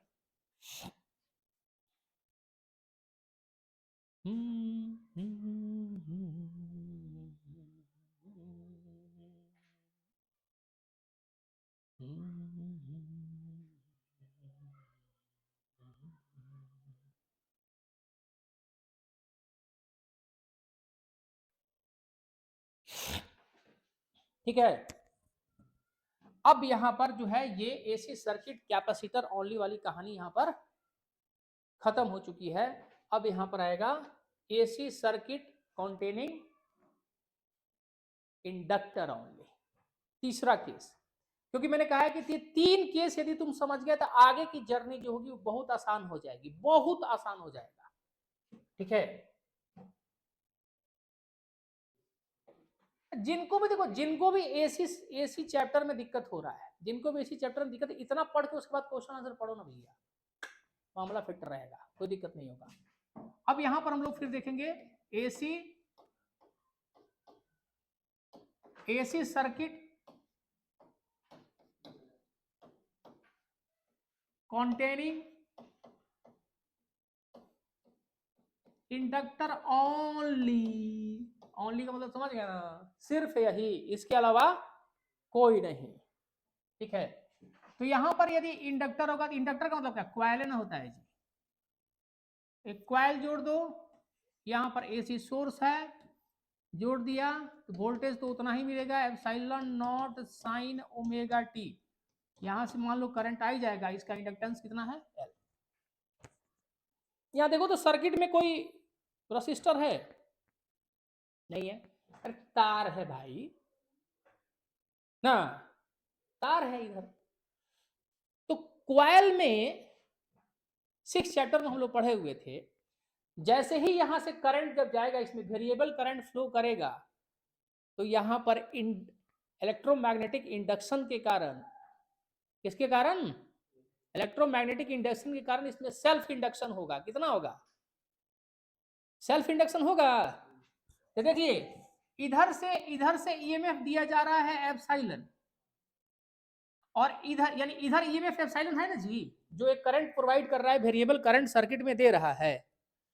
लेकिन क्वाइल चूंकि है, क्वाइल है तो इसमें बैक ईएमएफ मारेगा। भोजपुरी में बच्चा लोग बोलता है बैक ईएमएफ मारेगा। बैक ईएमएफ मतलब एक सेल्फ इंडक्शन के कारण इसमें ईएमएफ इंड्यूस होगा, और सेल्फ इंडक्शन के कारण ईएमएफ जब इंड्यूस होगा तो वो कितना होगा, EMF induce minus L D I by D T. जो इसमें ये आई है, इसमें जो वेरिएबल जितने चीजें होंगी तो minus L D I by D T के बराबर होगा। अब इस सर्किट में कोई भी रजिस्टर नहीं है, तो epsilon minus L D I by D T जो होगा ये 0 होगा। किरचॉफ्स लॉ, किरचॉफ्स लॉ के हिसाब से ये जो क्लोज सर्किट है इसमें जो भी ईएमएफ का सम होगा बराबर होगा, मतलब 0 होगा। ओवरऑल टोटल ऐड करेंगे तो क्लोज सर्किट का, तो एप्सिलॉन इधर से दे रहे हैं, और back EMF minus L D I by D T self induction के कारण जो वोल्टेज होगा, minus L D I by D T. L क्या है आपको पता है, इट इज इंडक्टेंस, इंडक्टर का इंडक्टेंस है एल, इंडक्टेंस एल जो है इंडक्टेंस है, यहां लिख दे रहा हूं मैं। एल क्या है, इंडक्टेंस। तो यहां पर देखो, यहां पर ये याद रखना कि इधर से जो सेल्फ इंडक्शन के कारण जो ईएमएफ जनरेट होगा, इंड्यूस्ड ईएमएफ जो होगा वो minus L D I by D T होगा। ठीक है सर, और इधर से जो वोल्टेज दे रहे हैं वो क्या होगा, एप्सिलॉन होगा। अब सर्किट में कोई दूसरा रेसिस्टर कुछ तो है नहीं यहाँ पर, तो जो भी ईएमएफ होगा उसका सम कितना हो जाएगा, किरचॉफ्स लॉ के हिसाब से 0। तो देखिए यहाँ पर epsilon is equal to L D I by D T हो जाएगा। मेरे जीवन साथी, पढ़ाई अपना जीवन साथी होता है भाई। तुम लोग जो गाना गा रहे हो ना आजकल, मेरे जीवन साथी, छोड़ के भाग जाएगी। पॉकेट में माल नहीं रहेगा ना, पैसा। तुम्हारे पास फेरारी हो और बड़ा सा घर हो, पैसा हो, 5 लाख का महीना हो, तब गाना गाओ मेरे जीवन साथी। अब तुम बोलो कि तुम क्यों गा रहे थे, तो हम अपने लिए नहीं गा रहे थे भैया, हम आप लोग को बताने के लिए गा रहे थे। 5 लाख का महीना से फेरारी नहीं आएगी, बात नहीं बोले हैं। 5 लाख के महीना पे फेरारी दहेज तो मिल ही जाएगा, कौन बड़का चीज है। ठीक है, जितना लोग इंडिया में पढ़ता है, इंडिया में जितना लोग पढ़ाई करता है, 2 चीज के लिए तो पढ़वे करता है, ब्याह हो जाए दहेज मिल जाए, और इंडिया में दहेज है इलीगल। लेकिन कोई भी काम इंडिया में जो इलीगल होता है उसको लोगों को करने में मजा आता है। जैसे हमारे यहाँ बिहार में दारू बैन है, लेकिन यहाँ पर जो है उस चीज को करने में लोगों को मजा आता है। ठीक है कि नहीं है। हाँ, पूरा धुआंधार एकदम, अमेजोन फेल है भाई। ठीक है, आ रहे हैं, अभी आ रहे हैं, रुक जाओ। तो ये इलीगल चीजें लोगों को पसंद आती है, सबको नहीं, सारे लोगों को नहीं, कुछ लोगों को जो, और वो वही कुछ लोग जो हैं जो पूरे वर्ल्ड को, इंडिया को डोमिनेट करके बैठे हुए हैं, उनके अगेंस्ट आप कुछ बोल नहीं सकते हैं, आपकी औकात नहीं है, मेरी भी नहीं है। बस खाली हवा में बोल देते हैं हम लोग ऐसे। देखो ये L D I by D T होगा, तो epsilon is equal to L D I by D T होगा। तो यहां पर कितना होगा, ध्यान देना बच्चा, डायरेक्ट लिख रहे हैं, D I by D T जो होगा ये होगा एप्सिलॉन बाई एल। क्लियर है ना जी, डी आई यहां पर हो जाएगा epsilon by L D T. ठीक है सर, डी आई यहां पर हो जाएगा epsilon naught sine omega T D T by L. ठीक, हमें क्या चाहिए, आई चाहिए ना, तो चूंकि डिफरेंशियल के फॉर्म में है, ये एक डिफरेंशियल इक्वेशन की तरह है, डिफरेंशियल इक्वेशन ही है, तो इसको सॉल्व करने के लिए इंटीग्रेट करना पड़ेगा ना। ये हो जाएगा D I equal to epsilon naught constant है, बाहर कर दो, एल कांस्टेंट है, इंटीग्रल हो जाएगा किसका, sign omega T D T. ठीक है, तो यहां पर इसका इंटीग्रल हो जाएगा आई, ये हो जाएगा epsilon naught by L. Sine का डिफरेंशियल होता है minus cos omega T divided by omega. Sir याद रखिएगा, यदि इंटीग्रल नहीं आता है तो पढ़ लीजिए, ये कॉस साइन का इंटीग्रल होगा माइनस कॉस, जो एंगल है एंगल डाल दीजिए। अब टी के रिस्पेक्ट में dt है तो टी छोड़ के यहाँ पर जो मल्टीप्लाई हो रहा है डिवाइड कर दीजिए। मतलब इस तरह से इसलिए बता रहे हैं कि बहुत सारे जो बच्चे होते हैं बायोलॉजी वाले, मैथ्स वाले नहीं है, उनका मैथ्स उतना स्ट्रांग नहीं होता है, आप ऐसे यहाँ पर उस चीज को करके याद कर सकते हैं। आई इक्वल टू हो जाएगा यहाँ पर एप्सिलॉन नॉट ओमेगा एल। अब देखो माइनस कॉस है ना, minus cos omega T, minus cos omega T जो है इसको हम लोग क्या लिख सकते हैं, माइनस कॉस थीटा को तुम लिख सकते हो, ठीक है, sine pi by 2 minus theta, और बाहर माइनस यहाँ पर, तो माइनस कॉस थीटा, ये माइनस अंदर मल्टीप्लाई करोगे तो ये हो जाएगा, क्योंकि sine minus theta minus sine theta होता है, साइन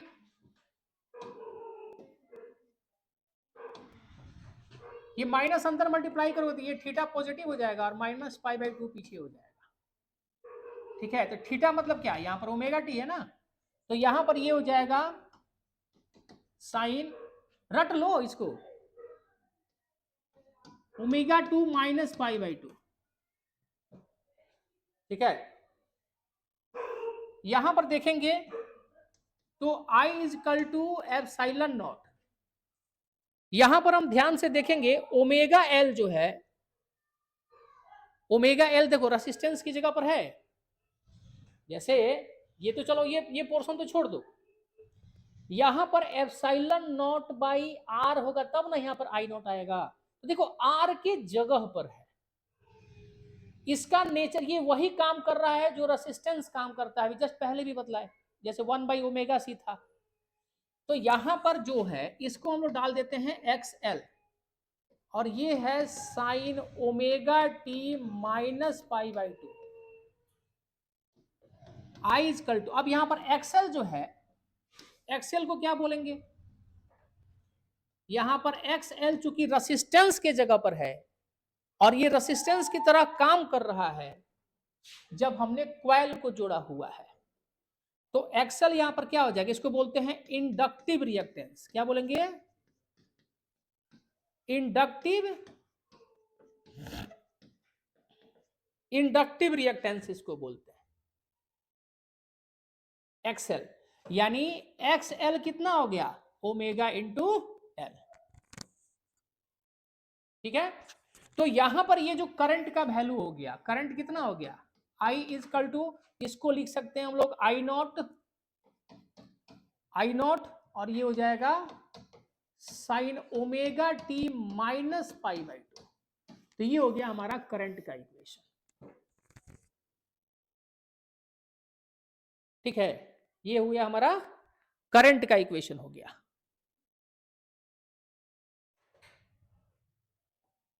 तो यहां पर देखिए, यहां पर मेन चीज क्या होता है कि डेरिवेशन पर फोकस नहीं करना है, डेरिवेशन पर हम लोग, मेरी आदत क्या है कि मैं एक्चुअली सारा चीज बतलाऊंगा जो चीज आ रहा है, लेकिन इसमें हम बतलाएंगे आपको कहां कहां पर फोकस करना है, चैप्टर का जो लास्ट वीडियो होगा उसमें बतला देंगे, देखो ये चीज कर लो, तुम्हारे एग्जाम का काम एकदम बढ़िया हो जाएगा। ठीक है, इतना देर में ये चैप्टर हम खत्म कर चुके होते, लेकिन ये चूंकि ये सब कंसेप्ट ऐसा है कि यहाँ पर दिमाग में रहेगा तो आगे हम लोग को आसान हो जाएगा, क्योंकि आगे फिर इस तरह से डिटेल में नहीं जाएंगे, डायरेक्ट जाएंगे। ठीक है, तो यहां पर देखिए एक्सएल क्या है, ओमेगा एल, जो इंडक्टिव रिएक्टेंस बोलेंगे, और हमारा करंट जो हो गया I equal to I naught sine omega T minus pi by 2।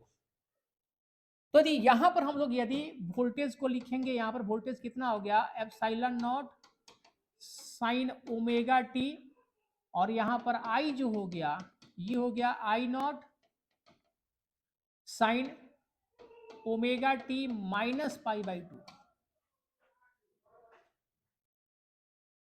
अब यहां पर जो है थोड़ा एक्सएल के बारे में पढ़ लें, जो इंडक्टिव रिएक्टेंस है, जो इंडक्टिव रिएक्टेंस है, यानी एक्सएल जो होगा ये होगा ओमेगा इंटू एल। ठीक है, ओमेगा, आप देखो ओमेगा को क्या लिखोगे, 2 पाई एफ इंटू एल। अब यहां पर जो एफ फ्रीक्वेंसी है, याद रखिएगा, देखिए इससे क्वेश्चंस आते हैं और दिमाग में रखना है इस चीज को, यानी फ्रीक्वेंसी जो है, अब एसी और डीसी की बात हम करेंगे। एसी के लिए जैसे मैंने कहा कि इंडिया में हमारे यहाँ क्या होता है, या डेवलप कंट्री में जाओगे तो वहां पर 60 हर्ट्ज का इस्तेमाल करते हैं वो लोग। तो यदि एक्सेल यहां देखोगे तो एफ के प्रोपोर्शनल है, एफ बड़ा होगा तो एक्सेल भी। तो एसी के लिए एक्सेल क्या है, लार्ज है।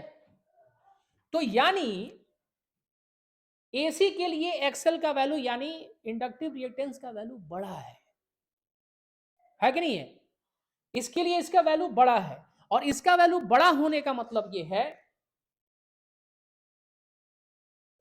कि ये एसी को ब्लॉक करेगा, यानी एसी आसानी से फ्लो इसमें से नहीं कर पाएंगे।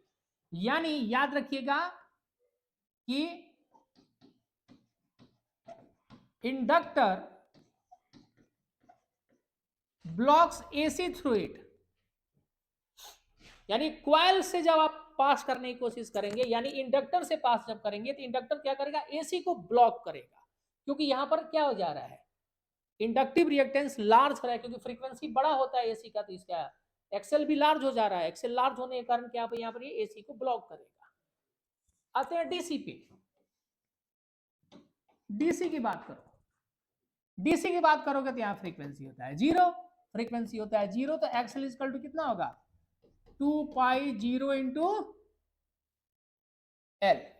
ये जीरो आ गया, ओ तेरी, ये तो एक्सेल जीरो ही हो गया डीसी के लिए। तो डीसी के लिए जो इंडक्टिव रिएक्टेंस है वो होता ही नहीं है, यानी डीसी जो है इंडक्टर से आराम से पास करेगा।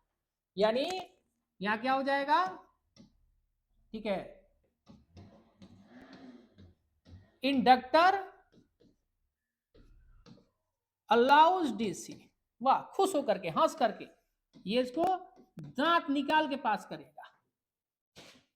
ठीक है, यानी ये डीसी को अलाउ करेगा और एसी को ब्लॉक करेगा। और कैपेसिटर क्या था, एसी को अलाउ कर रहा था, डीसी को ब्लॉक कर रहा था। और रेसिस्टर में तो कोई बात ही नहीं है, साथ साथ चल रहा था। अब यहां पर आएंगे हम लोग किस चीज के लिए, फेजर डायग्राम के लिए। फेजर डायग्राम कैसे हम लोग ड्रॉ करें, और प्लस ग्राफिकल रिलेशन देखें इसमें। ठीक है, तो यहां पर epsilon is equal to epsilon naught sine 2 pi by T into T, ये मेरी आदत है लिखने की। और यहां पर I is equal to I naught sine 2 pi by T into T minus pi by 2। अच्छा, यहाँ माइनस पाई बाई 2 क्या दिखला रहा है, करंट पीछे चल रहा है कि आगे चल रहा है? हा? ये करंट और वोल्टेज के फेज को यदि कंपेयर करें हम लोग, जैसे मान लें कि यहाँ पर ये वोल्टेज का फेज है और ये करंट का फेज है, तो दोनों को कंपेयर कर रहे हैं, तो करंट पीछे चल रहा है कि आगे चल रहा है, कितना, माइनस पाई बाई 2, यानी पाई बाई 2 पीछे चल रहा है। ठीक है, चलिए,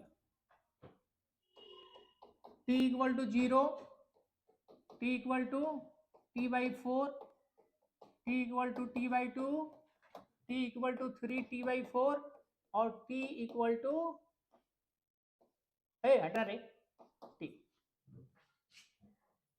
इसका तो हम लोग याद है ना, 0 epsilon not 0 minus epsilon not 0। अब आते हैं यहाँ पे, इसका यहां पर है sign 2π/t into T minus π/2। समझ रहे हो बात को? तो देख बच्चा t इक्वल टू 0 रख दो, यहाँ पे t इक्वल टू 0 रखोगे तो ये 0 हो गया, -π/2 साइन -π/2 -1। और -1 यहां जब रखोगे पूरे की जगह पर तो -i0 आएगा। देखो यहाँ पे ट्रिक बतलाए थे तुम लोगों को, क्या हो जाएगा -i0 के बाद क्या आएगा 0, 0 के बाद इसी का मैक्सिमम और फिर 0 और जहां से फिर शुरू किया था लास्ट में वहीं पहुंचेगा। है बढ़िया है। मेरे जीवन, ठीक है आगे चला जाए। यहां पर क्या है अब सर, ग्राफ प्लॉट कर दिया जाए।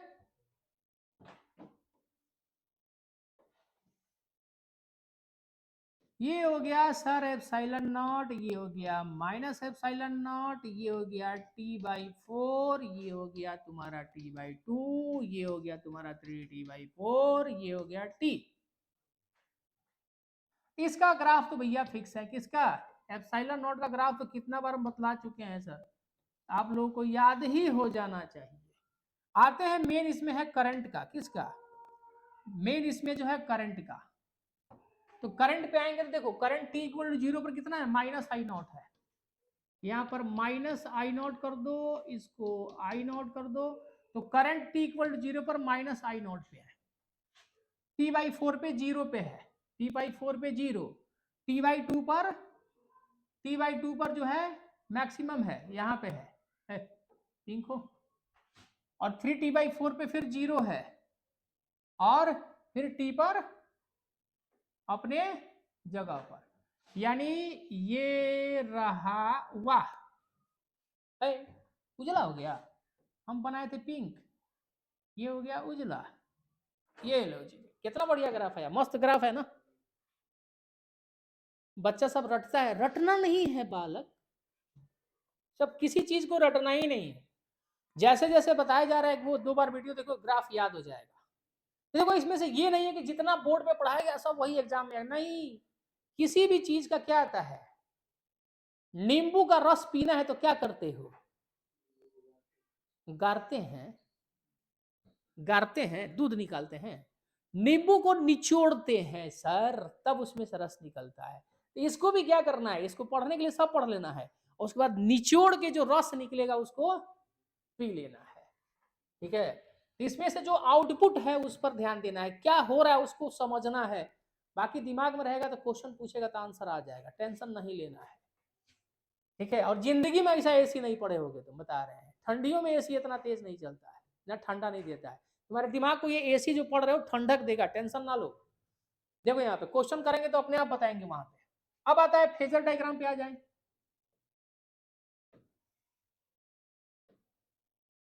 फेजर डायग्राम पे हम लोग आएंगे, तो फेजर डायग्राम में सबसे पहले बोले थे ना किसको पकड़ो, एप्सिलॉन भैया को ड्रॉ करो, ओमेगा टी।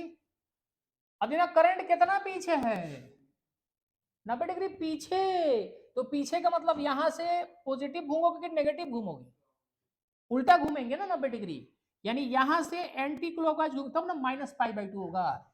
यहां पर फेस डिफरेंस जो है आपका -π/2 का है, तो आप यहां से ओमेगा टी तो है ही, यानी यहां से ओमेगा टी है, फिर यहां से माइनस पीछे जाएंगे, यानी ये हो जाएगा, यानी यहां से ये π/2 है तो ये आपका हो जाएगा आई,